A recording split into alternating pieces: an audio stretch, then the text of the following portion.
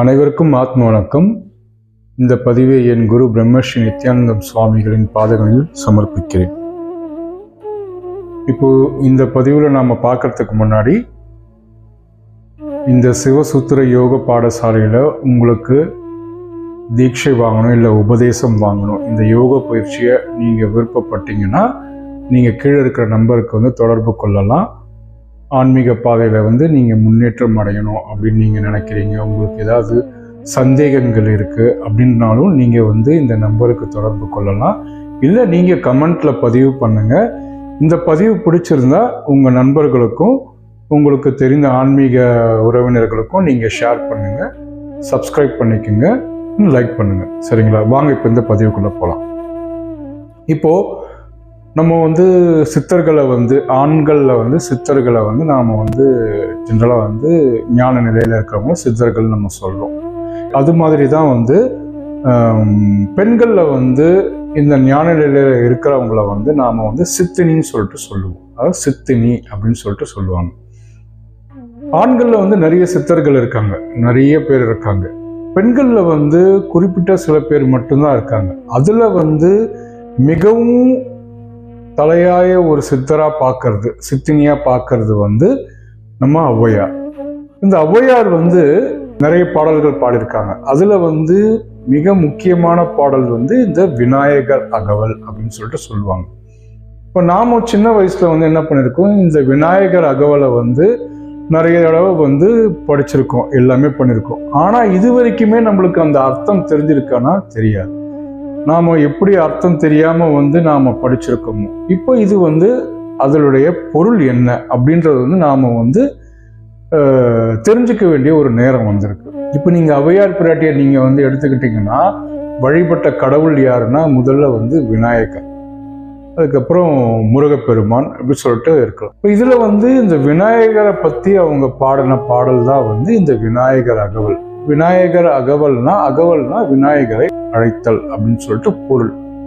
இப்போ இந்த ஔவை பிராட்டி தான் முக்தி அடையறதுக்கு முன்னாடி தான் பெற்ற இன்பம், அதாவது அந்த ஞான நிலையை அதுக்கப்புறம் வரப்போற மக்கள் தெரிஞ்சுக்கணும் அப்படின்னு சொல்லிட்டு, அதாவது அவங்க யோக வழியில எப்படி இந்த ஞான நிலையை அடைஞ்சாங்க அப்படின்றத அவங்க இந்த மக்களுக்கு தெரியப்படுத்தணுன்றதுக்காக தான் முக்தி அடையும் முன்பு எழுதிய பாடல் தான் இந்த விநாயகர் அகவல்.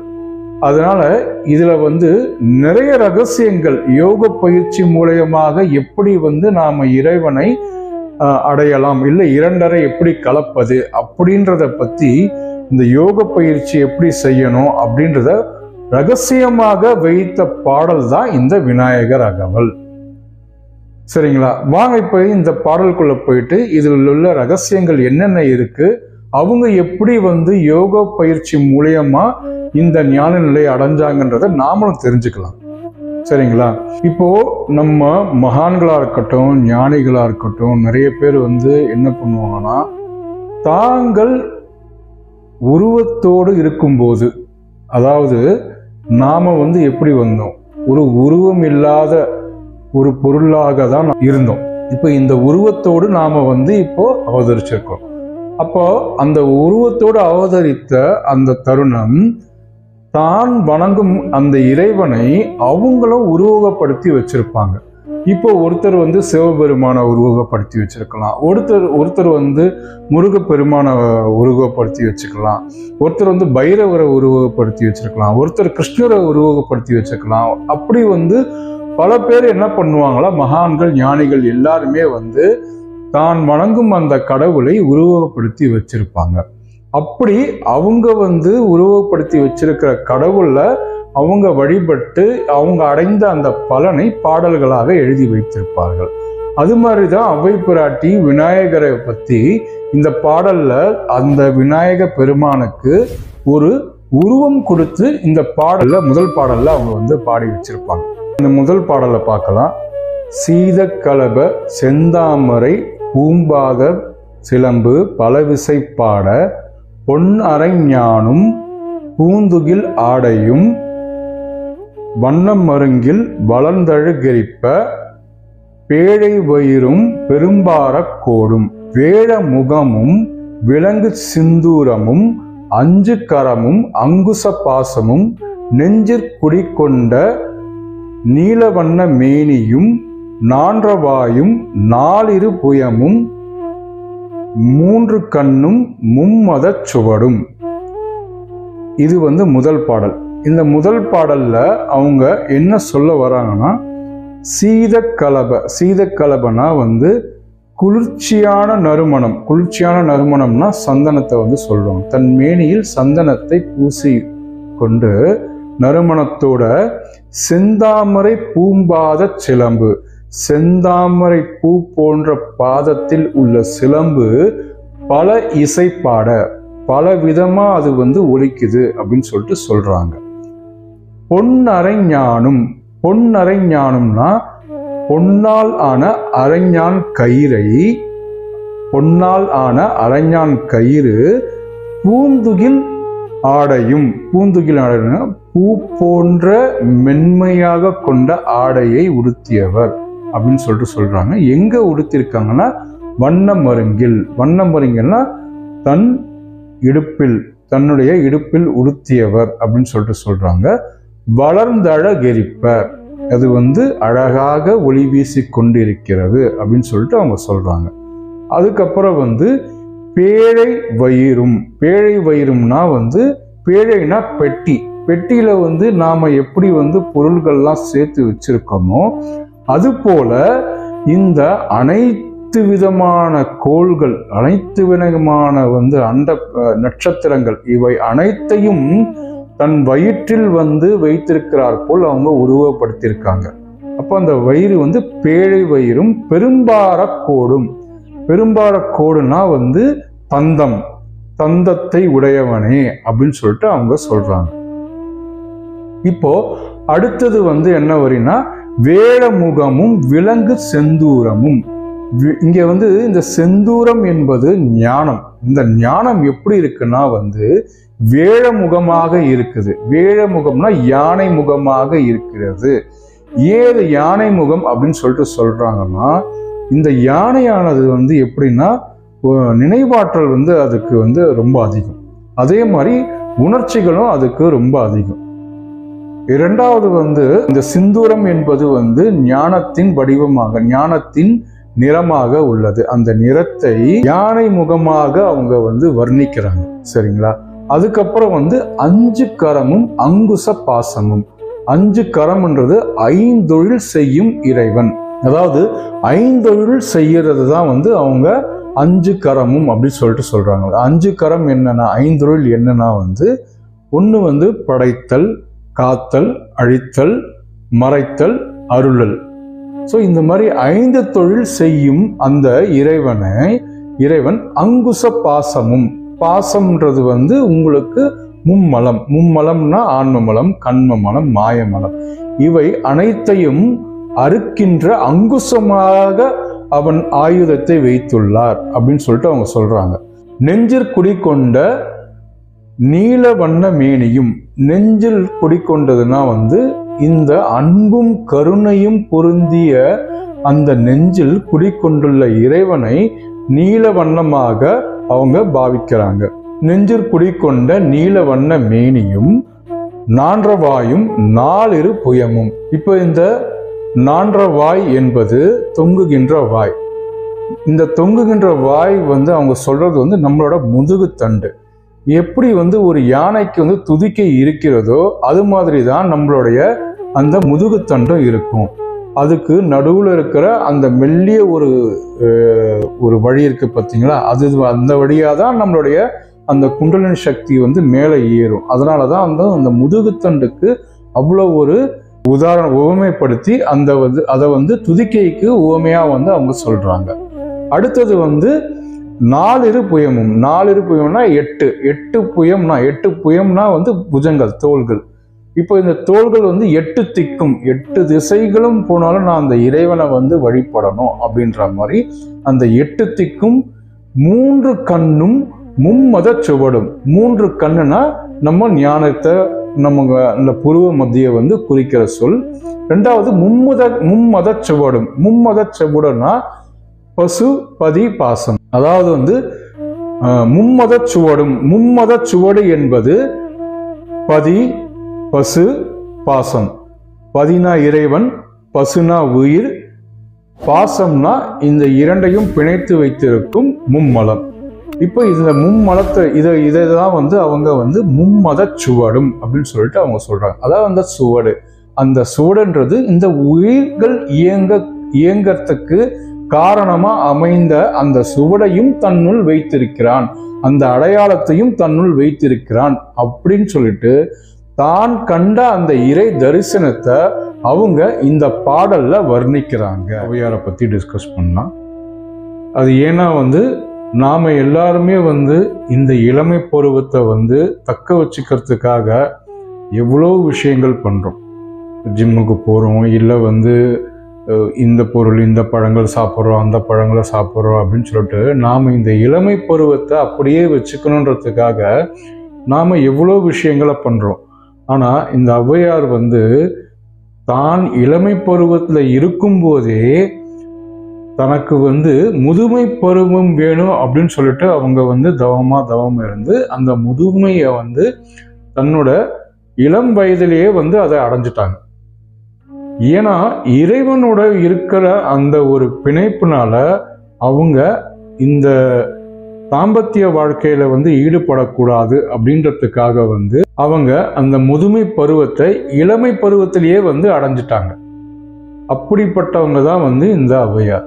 அவங்க பாடின பாடலை தான் நாம இப்போ பார்த்து கொண்டிருக்கிறோம். இப்போ இந்த பாடல்கள்ல வந்து நான் முன்னாடியே சொன்ன மாதிரி அவங்க இதுல நிறைய வந்து யோக ரகசியங்களையும் ஞான ரகசியங்களும் இதில் மறைச்சி வச்சுட்டு தான் போயிருக்காங்க. அதை வந்து நம்மளுக்கு வந்து எப்படி வந்து எடுத்து சொல்லியிருக்காங்க அப்படின்றத தான் நான் உங்களுக்கு விளக்கமாக கொடுத்துட்ருக்கேன். இப்போ இந்த பாடலுக்குள்ளே போகிறதுக்கு முன்னாடி நாம் ஒரு சின்ன கதையை வந்து தெரிஞ்சுக்கிட்டா அப்போ தான் வந்து அந்த முதல் வரி வந்து நம்மளுக்கு புரியும். இப்போ நம்ம வந்து ஔவையாரை பற்றி ஒரு விஷயம் நம்மளுக்கு டக்குன்னு ஞாபகம் வரும்னா வந்து அது சுட்ட பழமா சுடாத பழமா அப்படின்ற ஒரு திருவிளையாடல் புராணத்தில் வர அந்த ஒரு காட்சி தான் நம்மளுக்கு ஔவையாரை பற்றி ஞாபகமாக வருது. இப்போ இந்த சுட்ட பழம் சுடாத பழம் அதை பற்றி நாம் இப்போ தெரிஞ்சுக்கலாம். ஏன்னா அந்த முதல் வரிக்கும் இதுக்கும் தொடர்பு இருக்கிறதுனால நாம் அந்த கதையை பற்றி நம்ம தெரிஞ்சுக்கலாம். இப்போ ஔவையார் வந்து என்ன பண்ணுறாங்க, ஒரு காட்டில் வந்து பசியோடு வந்துட்டு இருக்காங்க. பசி வந்தவொடனே வந்து ஒரு கோயில் பார்க்குறாங்க. இப்போது அந்த கோயிலில் வந்து அமர்ந்துட்டு இருக்காங்க.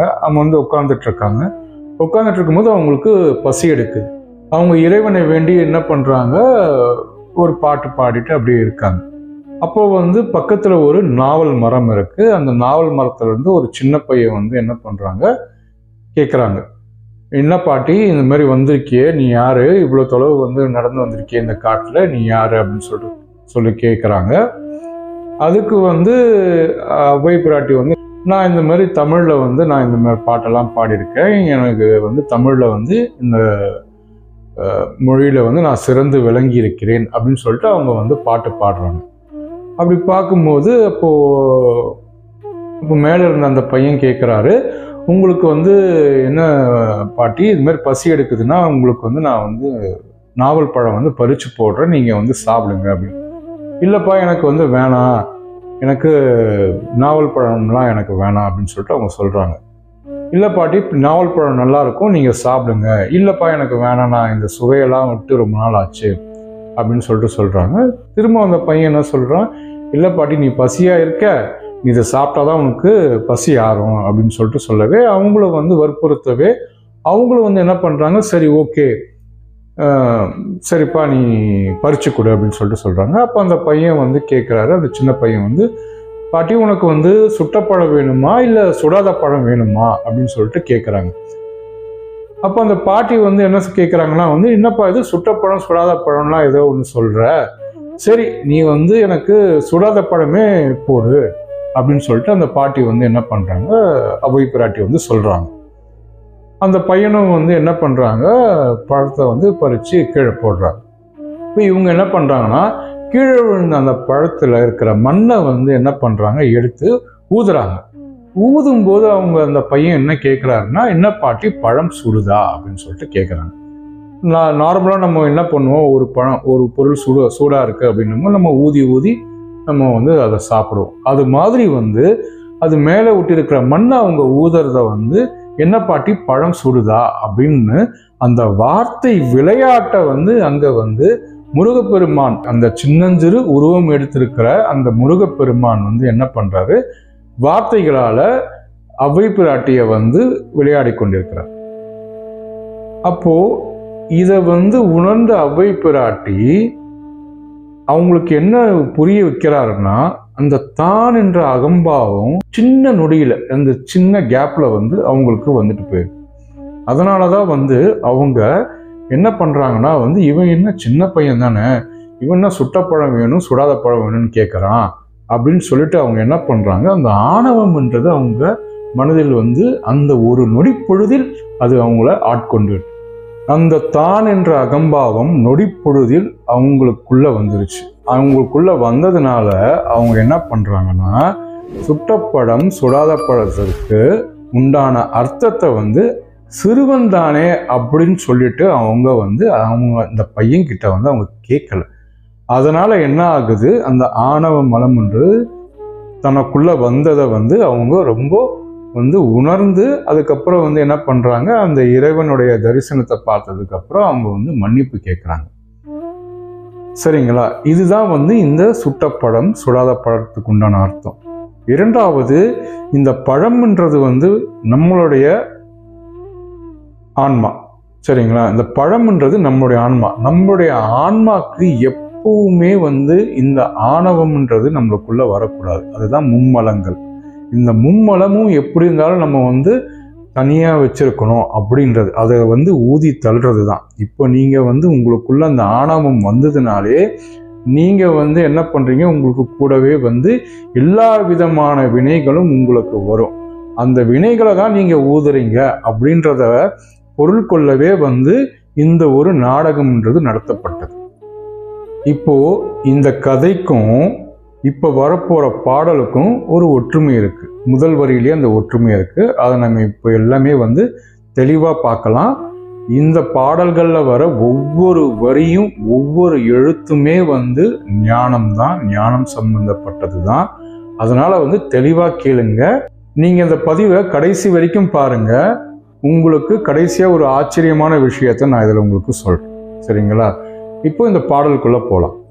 இரண்டு செவியும் இலங்கு பொன்முடியும் திரண்ட முப்புரி நூல் திகழொளி மார்பும் சொற்பதம் கடந்த துரிய மெய்ஞானம் அற்புதம் ஈன்ற கற்பக களிரே முப்பழ நுகரும் மூஷிக வாகன இப்பொழுதென்னை ஆட்கொள்ள வேண்டி தாயாய் எனக்கு தானே எழுந்தருளி மாயா பிறவி மயக்கம் மறுத்து திருந்திய முதலை எழுத்தும் தெளிவாய் பொருந்தவே வந்தென் உளந்தனில் புகுந்து. இப்போ இரண்டு செவியும் இலங்கு பொன்முடியும். இரண்டு செவினா வந்து யானை போன்ற காது, யானையோட காதை தான் அவங்க சொல்றாங்க. இலங்கு பொன்முடியும்னா இணைந்த பொன்முடி. பொன்முடினா வந்து கிரீடம். சரிங்களா? இப்போ இரண்டு செவிகள், யானையோட இரண்டு செவிகள் என்ன பண்ணும்? எப்ப பார்த்தாலும் அது வந்து என்ன பண்ணும், அது வந்து உங்களுக்கு அந்த காதை வந்து ஆட்டிக்கிட்டே இருக்கும். ஏன்னா வந்து காதுக்குள்ள ஒரு சின்ன எறும்பு போனா கூட அது மரணத்தை தழுவும் நிலை ஏற்படும். அதனால அந்த காதுல வந்து அந்த எறும்போ இல்லை பல பூச்சிகளோ போகாம இருக்கணுன்றதுக்காக அது எப்பவுமே என்ன பண்ணும், அந்த காதை வந்து ஆட்டிக்கிட்டே இருக்கும். சரிங்களா? அது போல நாம ஆன்மா இருக்கிற இடம்தான் வந்து பொன்முடி. அந்த பொன்முடின்னு சொல்றாங்கல்ல, அதுதான் நம்மளுடைய ஆன்மா இருக்கும் இடம். அதாவது புருவ மத்தியில நம்மளுடைய ஆன்மா இருக்கிற இடம். ஸோ அந்த ஆன்மா இருக்கிற இடத்துல நம்மளுடைய எண்ணங்கள், தீய எண்ணங்கள், மற்றவர்களுடைய தீய எண்ணங்கள் நம்மை அணுகாதவாறு என்னை காத்தருள வேண்டும். இதுதான் அந்த ஃபர்ஸ்ட் வரிக்கும் உண்டான அர்த்தம். எப்படி வந்து அந்த ஆணவம் சுட்ட பழம் வேணுமா சுடாத பழம் வேணுமா அப்படின்னு கேட்கும்போது எப்படி அந்த ஆணவம்ன்றது அவங்களுக்கு ஒரு நொடி பொழுதுல வந்ததோ அது மாதிரி வரக்கூடாது அப்படின்றதுக்காக அந்த 2 செவியும் அப்படின்றத அவங்க ஊமைப்படுத்தி காமிச்சிருக்காங்க. ஸோ அப்போ இந்த 2 செவி எப்படி பயன்படுதோ அது மாதிரி நீங்கள் 2 செவியாக இருந்து என்னை காத்துருள வேண்டும். எதற்காக? என்னுடைய ஆன்மாவில் எந்த தீய எண்ணங்களும் அணுகாமல் இருக்க வேண்டும் என்று. அப்படின்றது தான் அந்த முதல் வரி. பாருங்க, இந்த முதல் வரிக்கே இவ்வளோ பெரிய எக்ஸ்பிளனேஷன் நம்ம கொடுக்க வேண்டியதா இருக்கு. இப்போ அடுத்த வரியை பார்ப்போம். திரண்ட முப்புரி நூல் திகழொளி மார்பும். திரண்ட முப்புரி நூல் அப்படின்னா பூணூல். பூணூல் 3 விதமான நூல்கள் இருக்கு. இந்த 3 விதமான நூல்கள் நம்மளுக்கு என்ன உணர்த்துதுன்னா, நம்மளுடைய 3 விதமான மூச்சுக்கலை, அதாவது சந்திரக்கலை, சூரியக்கலை, அக்னிக்கலை. சுழுமுனையில வர்றது நம்ம அக்னிக்கலைன்னு சொல்றோம். ஸோ இது 3ம் திரிந்த நிலையில் இருக்கும்போது உங்கள் மனமானது பொன் போல ஒளிரும். அதனாலதான் அவங்க என்ன சொல்றாங்கன்னா, திரண்ட முப்புரி நூல் திகழொளி மார்பும் அப்படின்னு சொல்லிட்டு அவங்க சொல்றாங்க. அந்த மனமானது ஒளி பெறும் அப்படின்றத அவங்க அழகா சொல்றாங்க. அதாவது மனமானது தூய்மை அடையும் அப்படின்றத அவங்க ஊமைப்படுத்தி சொல்றாங்க. அடுத்தது சொற்பதம் கடந்த துரிய மெய்ஞானம். சொற்பதம் கடந்த, சொற்பதம்னா சொல்ற விஷயங்கள் இல்லாம எதுவுமே, அதாவது மௌன நிலை. மௌன நிலையில் இருக்கிற போதுதான் நம்மளுக்கு துரிய மெய்ஞானம், துரியத்துல நம்மளுடைய ஞானத்தை உணர முடியும் அப்படின்றத அவங்க தெளிவா நம்மளுக்கு விளக்குகிறார்கள். அந்த மெய்ஞான அற்புதம் ஈன்ற கற்பக களிரே. ஸோ இப்ப கற்பக களிறுனா களிறுனா ஆண் யானை. இது ஏன் ஆண் யானைன்றதை நீங்க நல்லா இப்ப ஞாபகம் வச்சுக்கோங்க. அடுத்து ஒரு 2 வரிக்கு அப்புறம் அதுக்கு உண்டான பதிலை நம்ம பார்க்கலாம்.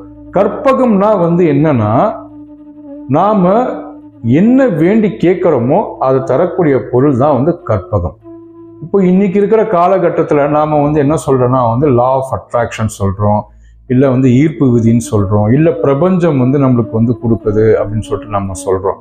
இப்போ இதை ஔவையார் பல வருஷத்துக்கு முன்னாடியே அவங்க சொல்லி வச்சிருக்காங்க. என்ன சொல்லியிருக்காங்கன்னா, கற்பக களிரே. கற்பகம் என்பது நீங்கள் வேண்டக்கூடிய பொருளை கொடுக்கக்கூடியது தான் கற்பகம். ஸோ அப்போ அவங்க என்ன கேட்குறாங்கன்னா, அற்புதம் ஈன்ற கற்பக களிரே. சரிங்களா? அடுத்தது முப்பழ நுகரும் மூஷிக வாகனா. முப்பழ நுகரம்னா நம்மளுடைய மூச்சு காற்று. இப்போ எல்லா கடவுளுக்குமே ஒவ்வொரு வாகனம் இருக்கும். எல்லா வாகனமே என்ன சொல்றாங்கன்னா, அவங்களோட மூச்சு காற்றை மட்டும்தான் அவங்க சொல்றது. இப்போ இவ்வளோ பெரிய யானை உருவமானது எப்படி இந்த மூஷிக வாகனம் அப்படின்றது மூஞ்சுரி எலி. எப்படி இவ்வளோ பெரிய உடலை கொண்ட ஒரு யானை ஒரு மூஞ்சூறு எலி மேல பயணம் பண்ண முடியாது இல்ல? அது என்ன அர்த்தம்னா, இந்த மூஞ்சூறு எலின்றது தரையில எங்க வேணாலும் ஓட்ட போட்டு அது போயிடும், எங்க வேணாலும் போயிடும். அது மாதிரி தான் நம்ம மூச்சானது நாம் நினைக்கும் இடத்தில் அது பயணிக்கும். அதனாலதான் இப்ப எல்லாரும் என்ன பண்றாங்கன்னா, ஏதாவது ஒரு கடவுள்னு இருக்கும்போது அவங்களுக்கு ஒரு வாகனமா இருக்கிறத நம்ம மூச்சு காற்றுன்னு சொல்றோம். இப்போ நீங்க சிவபெருமானை எடுத்துட்டீங்கன்னா அவங்க காளை மேல இருக்காங்க. அப்ப காளைன்னா என்னது? அது ஒரு மூச்சு காற்று. இப்போ முருகப்பெருமான் இருக்காரு. முருகப்பெருமானோட வாகனம் எதுன்னா மயில். ஸோ அந்த மயில் என்னது? மூச்சுக்காற்று. அது மாதிரி தான் இந்த மூஞ்சூறு எலியும் மூச்சுக்காற்றை தான் அவர்கள் உணர்த்துகிறார்கள். இப்போ அடுத்த வரியை பார்க்கலாம். இப்பொழுது என்னை ஆட்கொள்ள வேண்டி. நீங்க ஞானத்தோட உச்சபட்ச நிலை இந்த ஆட்கொள்ளுதல். இந்த ஒரு வார்த்தை தான், இந்த ஒரு வார்த்தை தான் உங்கள் ஞானத்தின் உச்சம். இந்த ஆட்கொள்ளுதல் என்பது ஒரு அற்புதமான ஒரு நிகழ்வு. இதை அனுபவித்தவர்களுக்கு மட்டுமே தெரியும். அது எப்படி இருக்குன்னா இப்போ இறைவன் உங்களை ஆட்கொள்ளும் போது நீங்கள் கருணை மற்றும் அன்பு இது வந்து எப்படி இருக்குன்னா, இப்போ கோடான கோடி தாய்மார்கள் ஒன்றா சேர்ந்து ஒரு அன்பை உருவாக்கினா எப்படி இருக்கும்? ஒரு கருணை உங்க மேல காமிச்சா எப்படி இருக்கும்? ஒரு கருணை இருக்குன்னா அந்த கருணையை நீங்க வந்து உங்க மனதில் நீங்கள் உணருவீர்கள். அந்த இறைவன் ஆட்கொள்ளும் போது இந்த நிலையை நீங்கள் உணருவீர்கள். அப்பதான் உங்களுக்கு வந்து என்ன தோணும்னா, இந்த உயிர்கள் அனைத்துமே வந்து சமமான நிலையில நீங்க பார்ப்பீங்க. அனைத்து உயிர்களுக்குள்ளும் இறைவன் இருக்கிறான் அப்படின்றத பரிபூர்ணமா இந்த நிலையில நீங்க உணர்வீர்கள். இதனாலதான் அந்த வார்த்தை என்பது மிக மிக மிக மிக உயரிய வார்த்தை. அதை வந்து இப்போ நீங்களே இந்த அளவுக்கு ஒரு கருணை அன்பையும் நீங்க உணர்றீங்கன்னா, அப்போ இறைவன் உங்க மேல எந்த அளவுக்கு கருணையை வச்சு அவன் உங்களை ஆட்கொள்ளுவான். இந்த ஒரு வார்த்தை தான் வந்து ஞானத்தின் உச்சபட்சம். ஸோ அடுத்தது வந்து, இப்பொழுது என்னை ஆட்கொள்ள வேண்டி தாயாய் எனக்கு தான் எழுந்தருளி, தாயாக எனக்கு தானே எழுந்தருளி.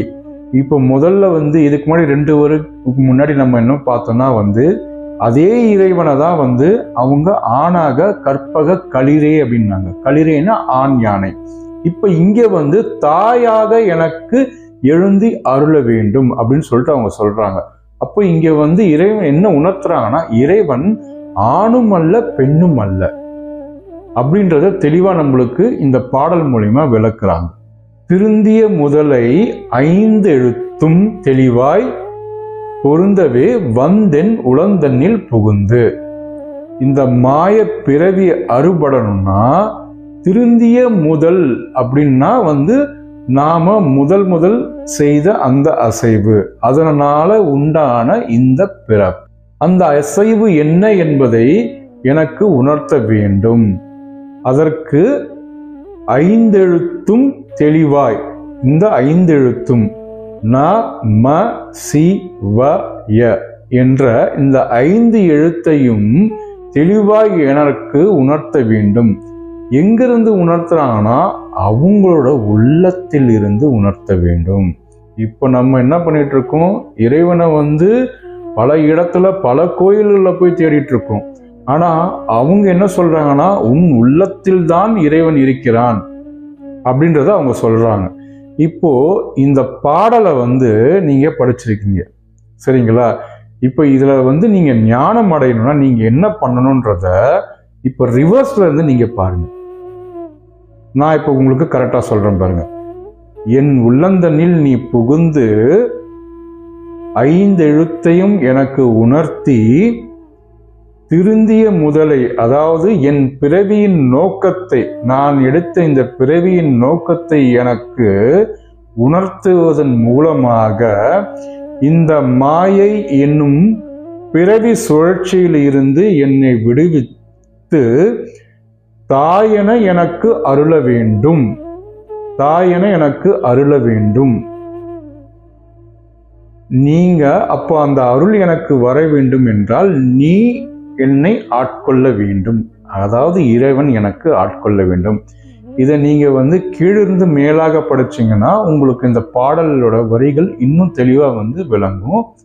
இப்போ அடுத்த பாடல் வந்து, குருவடிவாகி குவளையந்தன்னில் திருவடி வைத்து திறமது பொருள் என வாடா வகைதான் மகிழ்ந்தன கருளி கோடாயுதத்தால் கொடுவினை களைந்தே உவட்டா உபதேசம் புகட்டி என் செவியில் தெவிட்டாத ஞான தெளிவையும் காட்டி ஐம்புலந்தன்னை அடக்கும் உபாயம் இன்புறு கருணையின் இனிதன அருளி கருவிகள் ஒடுங்கும் கருத்தினை அறிவித்து இருவினை தன்னை அருத்திரல் கடிந்து. அதாவது குருவடிவாகி குவளையந்தன். இப்போ இந்த குவளையம் அப்படின்னா வந்து 2 அர்த்தம் இருக்கு. ஒண்ணு வந்து இந்த உலகம், இரண்டாவது வந்து நெய்தல் மலர் சொல்லுவாங்க. இந்த நெய்தல் மலரோட நிறம் வந்து கருநீலம் அப்படின்னு சொல்லிட்டு சொல்லுவாங்க. குருவடிவாகி குவளையம் தன்னில், குவளையம் இந்த கருநீல நிறம் என்பது நம்முடைய ஆக்னேய சக்கரத்தோட நிறத்தை வந்து ஒப்பிட்டு சொல்லுவாங்க. அப்போ குரு வடிவாகி தன்னுடைய அந்த ஆக்கினை இருக்கிற அந்த புருவ மத்தியில வந்து தன் திருவடி, இறைவனோட திருவடியை வைத்து பிறந்தது பொருளென, நிலையான பொருள் எது, இந்த உலகத்துல அழிவில்லாம இருக்கிற நிலையான பொருள் எதுனா நம்முடைய ஆன்மா அப்படின்றத அவங்க நம்மளுக்கு உணர்த்துறாங்க. அடுத்தது வந்து வாடா வகைதான் மகிழ்ந்தன கருளி. வாடா வகைதான் என்றால் நாம பிறவிகள் இல்லாமல், பிறவி சுழற்சியில மாட்டிக்காம நாம வந்து இருக்கணும் அப்படின்றதுதான் வந்து வாடா வகைதான் மகிழ்ந்தன கருளி.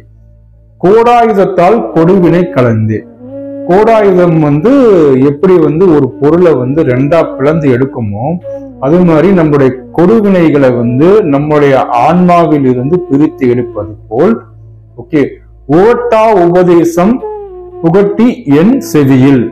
உவட்டா உபதேசம் என்றால் தெவிட்டாத உபதேசம். தெவிட்டாத உபதேசம்னா வந்து நம்மளுடைய அந்த உபதேசம் கொடுக்கிற அந்த முறை வந்து தனக்கு எந்த விதத்திலும் பாதிப்பை உண்டாக்காத அளவுக்கு இருக்க வேண்டும், அது அப்படின்ற அர்த்தம். சரிங்களா? அடுத்தது வந்து தெவிட்டாத ஞான தெளிவையும் காட்டி. தெவிட்டாத ஞான தெளிவுன்னா, தெவி என்றால் அகப்படுதல், தெவிட்டாத என்றால் அகப்படாமல் இருக்கும். இப்ப இந்த பிறவின்ற சுழற்சியில அகப்படாம இருக்கணும்னா அதற்குண்டான அந்த ஞானத்தை தனக்கு புகட்ட வேண்டும் அப்படின்னு சொல்லிட்டு அவங்க கேட்கிறாங்க. அடுத்தது ஐம்புலன் தன்னை அடக்கும் உபாயம். அடுத்தது வந்து நம்மளுடைய 5 புலன்களை அதை அடக்கும் அந்த கருத்தை எனக்கு அறிவிக்க வேண்டும் அப்படின்னு சொல்லிட்டு சொல்றாங்க. அடுத்தது இன்புறு கருணையின் இனிதென கருளி. கருவிகள் ஒடுங்கும் கருத்தினை அறிவித்து. இப்ப கருவிகள்லாம் வந்து மனம், சித்தி, புத்தி, அகங்காரம். இதுதான் இந்த 4 கருவிகள். இந்த 4 கருவிகள் ஒடுங்கும் கருத்தினை அறிவித்து இருவினை தன்னை அறுத்திரல் கடிந்து. இருவினை என்றால் நன்மை தீமை, இது இரண்டிற்கும் உண்டான பலன்களை அறுத்து எரிதல் வேண்டும் அப்படின்னு சொல்லிட்டு அவங்க வேண்டுறாங்க. இப்போ இது வரைக்கும் வந்து அவங்க ஒரு குருவிடம் என்னென்ன நம்ம கேட்க வேண்டும் அப்படின்றத வந்து தெளிவா இந்த பதிவுல வந்து சொல்லியிருக்காங்க. அடுத்தது வர்றது வந்து அந்த உபதேச முறை. இப்போ நாம வந்து இந்த சிவசூத்ரால வந்து நாம வந்து என்னென்ன உபதேசம் கொடுக்கிறோம் அப்படின்றது வந்து யாருக்கும் சொல்லல. இப்போ இந்த உபதேசங்கள் எல்லாமே வந்து சித்தர் வழிகள்ல இருந்து வர உபதேசம் அப்படின்னு நாம சொல்லியிருக்கோம். அதற்கு உண்டான சாட்சி, ஒரு சின்ன சாட்சி தான் வந்து இப்ப இவங்க உபதேசம் வாங்கினது எப்படி அப்படின்றத வந்து அவங்க விளக்குறாங்க. சரிங்களா? அது தன்னுடைய பாடல்கள் மூலமா நம்மளுக்கு தெரிவிக்கிறாங்க. இப்ப அடுத்த பாடல் பார்க்கலாம். தலம் ஒரு 4 தந்தன கருளி மலம் ஒரு 3 மயக்கம் மறுத்தே 9 வாயில் ஒரு மந்திரத்தால் 5 கதவை அடைப்பதும் காட்டி 6 ஆதாரத்து அங்குச நிலையும் பேரா நிறுத்தி பேச்சுரை அறுத்தே இடை பிங்களையின் எழுத்தறிவித்து கடையிற் சுழுமுனை கபாலமும் காட்டி 3 மண்டலத்தில் முட்டிய தூணில் 4 பாம்பின் நாவில் உணர்த்தி குண்டலி அதனிற் கூடிய அசபை விண்டெழு மந்திரம் வெளிப்பட உரைத்து மூலாதாரத்தில் 3 கனலை காலால் எழுப்பும் கருத்தறிவித்தே. இப்போ இதுல வந்து என்ன பண்ணிருக்காங்கன்னா அவங்க வாங்கிய உபதேசங்கள் நாம முன்னாடியே சொல்லியிருக்கோம். இந்த சிவசூத்ரால கொடுக்கப்படும் உபதேசங்கள் வந்து சித்தர் வழிகள்ல வர உபதேசம் அப்படின்னு சொல்லிட்டு, இப்போ இந்த உபதேசத்தை வந்து இவங்க ஒவ்வொரு பாடல்களா வந்து விளக்கி இருக்காங்க. நான் ஒவ்வொரு பாடலும் என்னென்ன பாடல் என்னென்ன உபதேசங்கள் அப்படின்றத நான் சொல்றேன் உங்களுக்கு.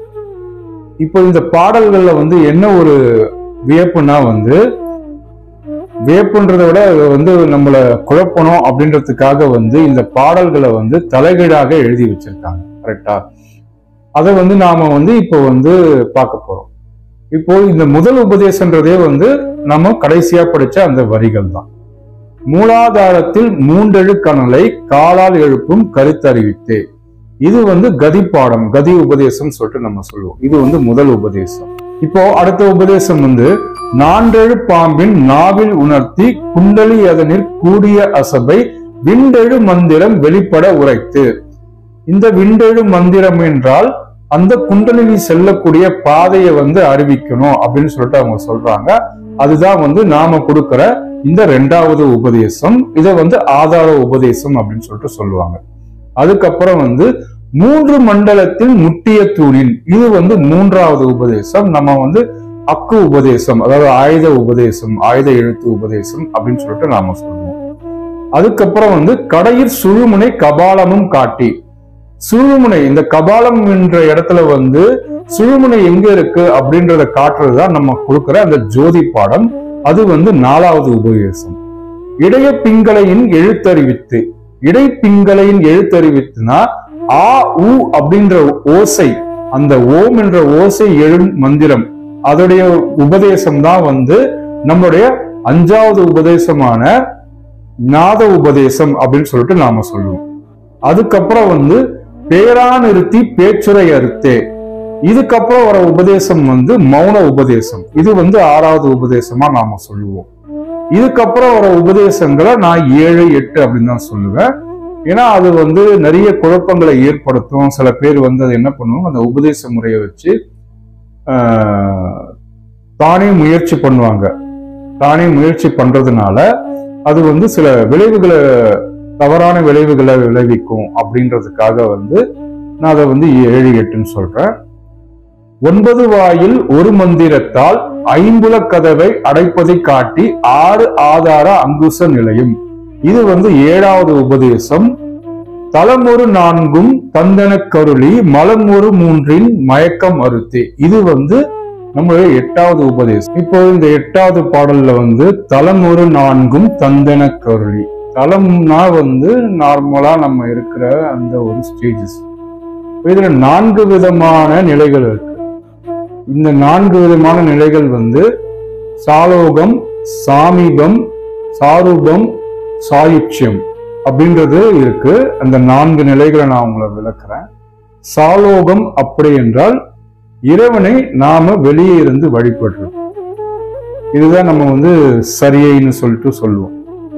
சாமீபம் அப்படின்னா வந்து இறைவன் காலடியில நாம வழிபடுறது. இது வந்து நம்ம கிரியை சொல்லுவோம். அடுத்தது வந்து சாரூபம், இறைவன் காலடியிலேயே இருக்கிறது. இது வந்து சாரூபம். இதை நாம வந்து யோகம் அப்படின்னு சொல்லுவோம். அடுத்தது வந்து சாயுட்சியம். சாயுட்சியம் என்றால் இறைவனும் நாமும் வேற வேற இல்லை அப்படின்ற நிலை. இது வந்து ஞான நிலை. இப்ப இந்த 4 நிலைகள்ல இருக்கிறத மலமொரு 3 மயக்கம் மறுத்தே, மலம் என்றால் நம்மளுடைய ஆன்ம மலம், கண்ம மலம், மாயை மலம். இந்த 3 மலங்களையும் அறுத்தாதான் இந்த நிலைக்கு செல்ல முடியும் அப்படின்றது அவங்க தெளிவாகவே நம்மளுக்கு விளக்குறாங்க. எந்த ஒரு ரகசியமும் வைக்காம தெளிவாகவே அதை விளக்குறாங்க. அடுத்த பாடல் பார்க்கலாம். அமுத நிலையும் ஆதித்தன் இயக்கமும் குமுத சகாயன் குணத்தையும் கூறி இடைச்சக்கரத்தின் ஈரட்டு நிலையும் உடல் சக்கரத்தின் உறுப்பையும் காட்டி சண்முகத்தூலமும் சதுர்முக சூக்கமும் எண்முகமாக இனிதென கருளி. அதாவது அமுதுண்ட நிலையில் ஆதித்தன் இயக்கமும், உங்க சூரிய கலையோட இயக்கம், அதனுடைய பலன்கள் எப்படி இருக்கும்? குமுத சகாயன்னா சந்திரன், சந்திரக்கலையோட குணம் எப்படி இருக்கும் அப்படின்றத வந்து தெளிவாக எனக்கு உணர்த்த வேண்டும். ஏன்னா இந்த நிலையில இருக்கும்போது, இந்த அமுதுண்ட நிலையில இருக்கும்போது நம்மளுக்கு இந்த சூரிய கலையோடைய பாதிப்புகளும் சந்திரக்கலையோட பாதிப்புகளும் நேரடியாகவே நம்மளுக்கு நம்முடைய மனதை மாற்றும் திறன் கொண்டது. அதனால அந்த நிலையை எனக்கு அறிவித்து இடைச்சக்கரத்தின் ஈரட்டு, ஈரட்டுனா வந்து 2, 8.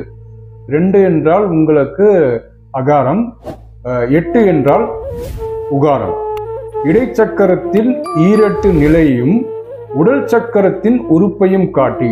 இந்த இடைச்சக்கரத்தின் ஈரட்டு நிலை என்றால், இடைச்சக்கரம் என்பது நம்மளுக்கு புருவ மத்தியில இடையில இருக்கிற அந்த சக்கரத்தின், ஆகினே என்னும் சக்கரத்தில் ஈரட்டு நிலை, ஈரட்டுனா அகாரம் உகார நிலையையும் எனக்கு உணர்த்த வேண்டும். உடல் சக்கரத்தின் உறுப்பை காட்டி, உடல் சக்கரத்துல இருக்கிற மற்ற 5 சக்கரங்கள் இருக்கிற உறுப்பையும் காட்டி, அந்த சக்கரத்திலோட பலன்கள் என்னென்ன அப்படின்றதும் எனக்கு தெரியணும்.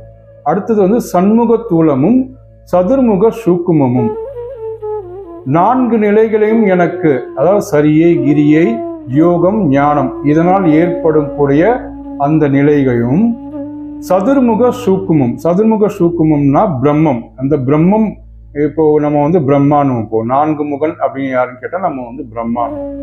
அந்த மாதிரி சதுர்முக சூக்குமம் அந்த பிரம்ம ரகசியத்தை வந்து எனக்கு அறிவிக்க வேண்டும். அது எப்படி அறிவிக்கிறாங்கன்னா, என்முகமாக இனிதென கருளி அப்படின்னா தியானம் மூலமாக எனக்கு இந்த அருளை நான் பெற வேண்டும் அப்படின்னு சொல்லிட்டு அவங்க இறைவனை வழிபடுறாங்க. அப்போ தியானத்துல வந்து இந்த நிலையை அடையறதுக்கு அவங்க எடுத்த அந்த பயிற்சி தான் இது அனைத்துமே.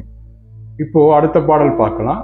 புரியட்ட காயம் புலப்பட எனக்கு தெரியட்டு நிலையும் தரிசனப்படுத்தி கருத்தினால் கபால வாயில் காட்டி இருத்தி முக்தி எனக் கருளி என்னை அறிவித்து எனக்கருள் செய்து.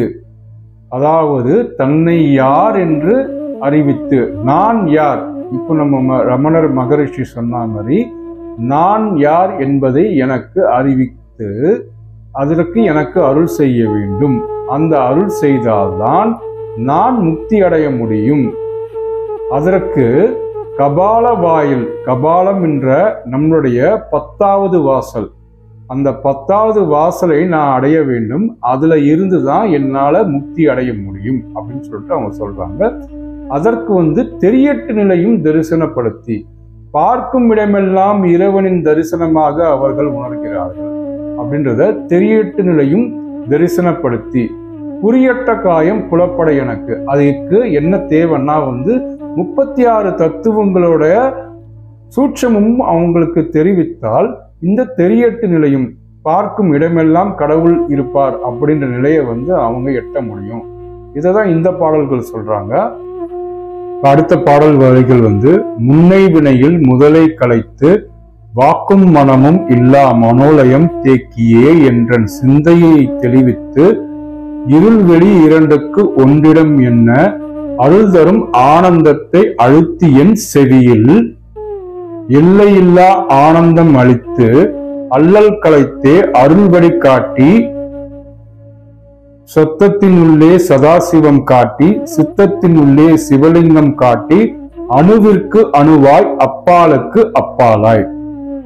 இந்த பாடல்ல என்ன சொல்ல வராங்கன்னா, முன்னை வினையின் முதலை கலைத்து, முற்பிறவியில நம்மளுக்கு ஏற்பட்ட வினையின் அந்த முதலை கலைத்து, முதல்னா அந்த வேரோடு அறுத்து வாக்கும் மனமும் இல்லா மனோலயம், அதாவது சொல்லும் மனமும் ஒடுங்கும் மனோலயம், மனமானது சொல்லும் வாக்கும் அற்ற நிலையில் இருக்கும் பெயர்தான் வந்து மனோலயம்.